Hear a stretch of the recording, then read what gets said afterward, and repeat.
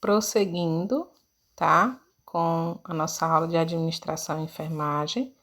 Nós vamos ver agora as ferramentas básicas, tá? Na qual eu citei anteriormente.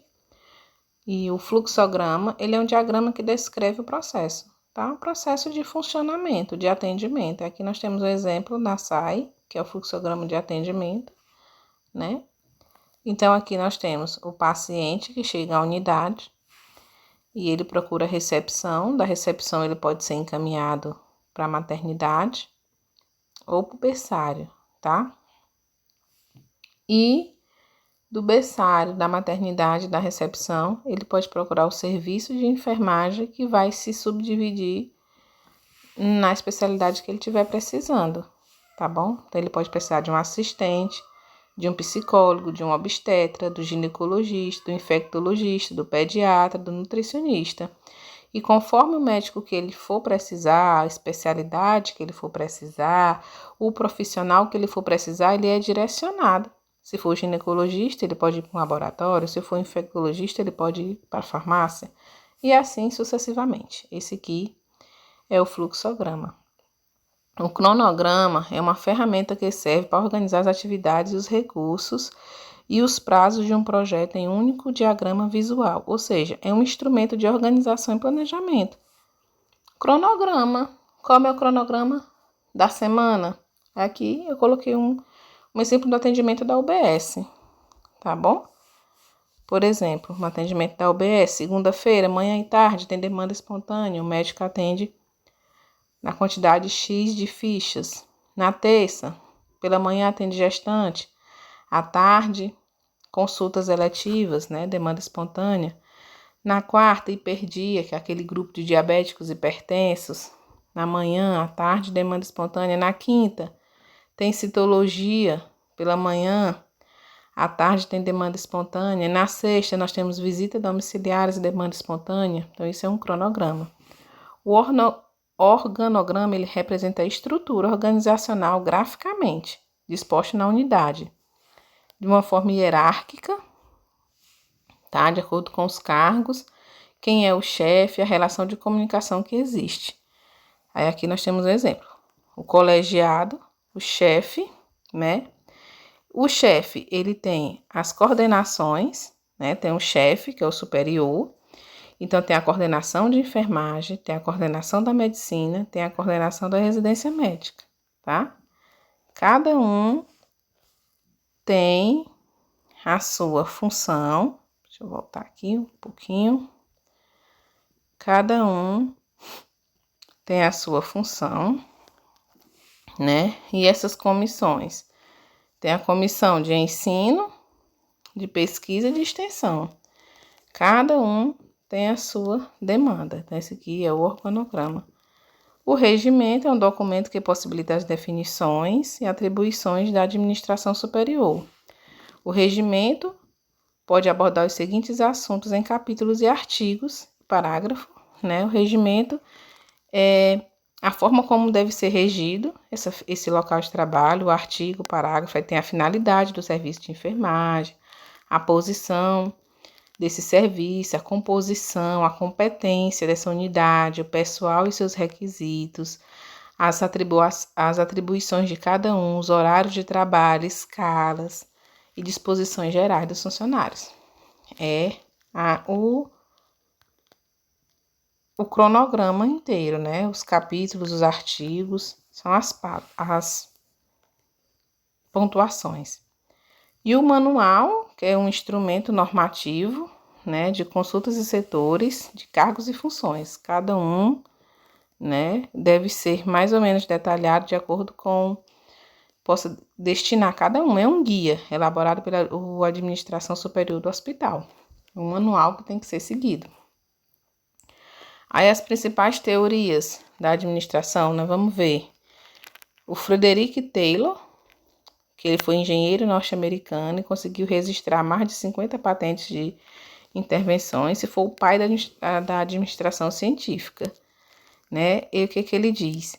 Se os trabalhadores pudessem ser instruídos sobre a melhor maneira de realizar uma tarefa, a produtividade iria aumentar, chamando esse princípio de administração científica. Então, o que é administrar cientificamente? É quando o trabalhador, ele realmente é instruído do que ele tem que fazer, de qual é a atividade dele. Um bom líder, ele tem que explicar, né, o que esse funcionário tem que fazer para que ele possa ser cobrado. Aí as principais teorias de administração, nós temos o Frederick Taylor, né? Qual é a proposta básica dele? Aumentar a produção. Ele vai ver o nível operacional. Então, ele preconiza o quê? A divisão de trabalho, a especialização desse operário, a padronização de tarefas desenvolvidas. O homem econômico, o homem é motivado pela remuneração. Para ele, quanto mais o homem recebe, mais ele vai produzir. E ele não quer saber de como esse homem está. Ele quer saber se esse homem produz, se esse homem é uma máquina de lucro. E os princípios taylorianos, a organização racional de trabalho, fundamenta-se na análise do trabalho do operário, no estudo dos tempos e movimentos de tarefa, né? O tempo que ele precisa para fazer essas tarefas. Infelizmente vai acontecer a lei da fadiga, daqueles movimentos repetitivos que vai ser fadigantes e muitas vezes desnecessários, que vai estar trazendo problemas na saúde desse trabalhador, né? O desenho de cargos e tarefas, que vai enfatizar o trabalho simples e repetitivo, né? Aquele trabalho repetitivo que também pode prejudicar na saúde desse trabalhador. E incentivo de salário e prêmio de produção. Ganho de material, produzir individualmente. Ele quer que esse homem produza, ou seja, o homem procura o trabalho não porque gosta dele, mas como meio de ganhar um salário que lhe garanta a sobrevivência. Será que se esse homem que só procura um trabalho pela sua sobrevivência, será se ele vai ser um profissional frustrado? Será se ele vai ser um bom profissional? Será se ele vai estar satisfeito com aquilo que ele está trabalhando? Né? Então, você não pode visar somente um trabalho como uma sobrevivência. Mas a profissão que você escolheu, para você ser um bom profissional, você tem que amar essa profissão. Mas claro que você trabalha no intuito de ser remunerado, porque você precisa sobreviver do seu trabalho. O trabalhador é digno do seu salário. As principais teorias da administração têm alguma crítica em relação a Taylor, né? O homem é mecanicista, ou seja, ele é uma máquina de engrenagem. Ele não está preocupado com ele, mas sim com a produção, a especialização dele, né? Então, a teoria de Taylor na enfermagem, ela elabora simples adoção de manuais técnicos de procedimento. Você tem o manual que tem que ser cumprido, as escalas e divisões de atividades. A assistência de enfermagem é fragmentada em atividades, cada um tem a sua atividade a ser cumprida. O executor se distancia de tudo e de todo, né? E se fixa apenas nas tarefas. E a assistência de enfermagem dá para ser holística?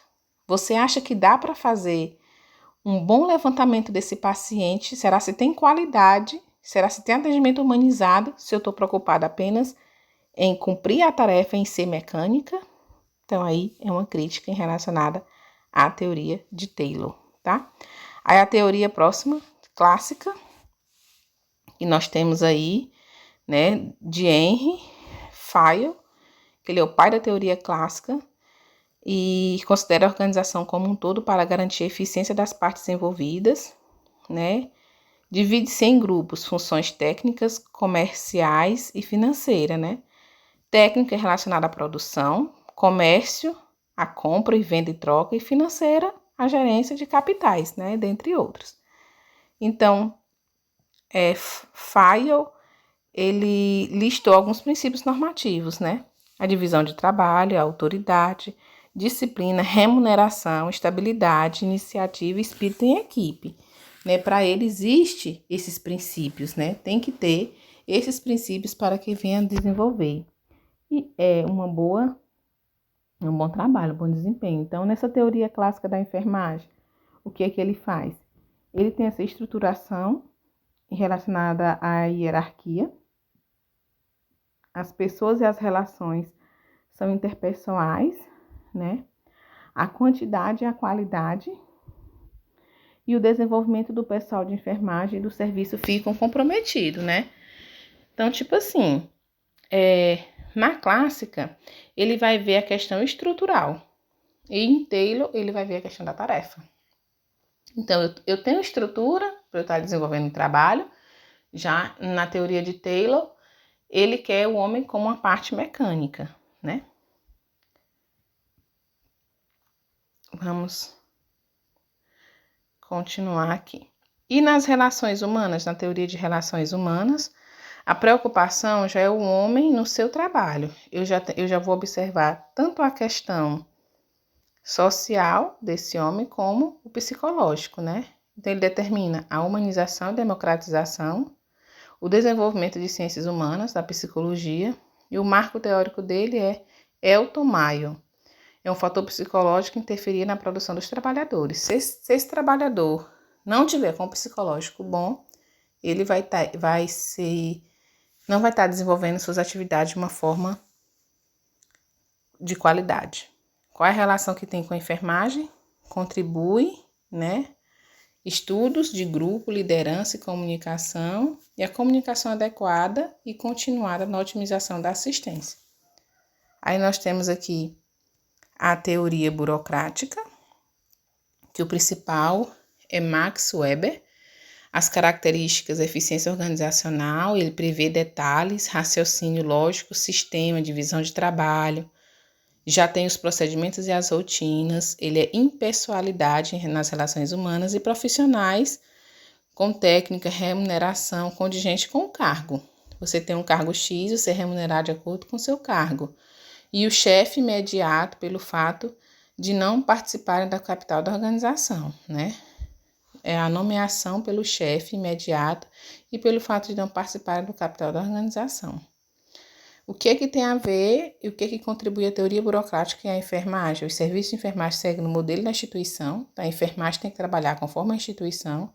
O pessoal da enfermagem passa a ter características de técnicos especializados e a prática é administrativa, cumprir as regras, tá certo? E quais são as principais contribuições que a gente pode estar vendo? A administração científica de Taylor é uma organização racional do trabalho. Então, Taylor, ele foca no homem como uma máquina, como um ser mecânico, que tem que trabalhar, que tem que produzir, tá? Independente da saúde do trabalhador, da saúde desse trabalhador ser prejudicada, ele tem que produzir. Já na teoria clássica, os princípios gerais da administração é planejar, organizar, comandar, coordenar e controlar. Ele está preocupado com essa estrutura. Como é que está esse planejamento, essa organização, esse comando, né? Na de relações humanas, o psicológico, se esse psicológico está abalado, como é que esse funcionário vai produzir?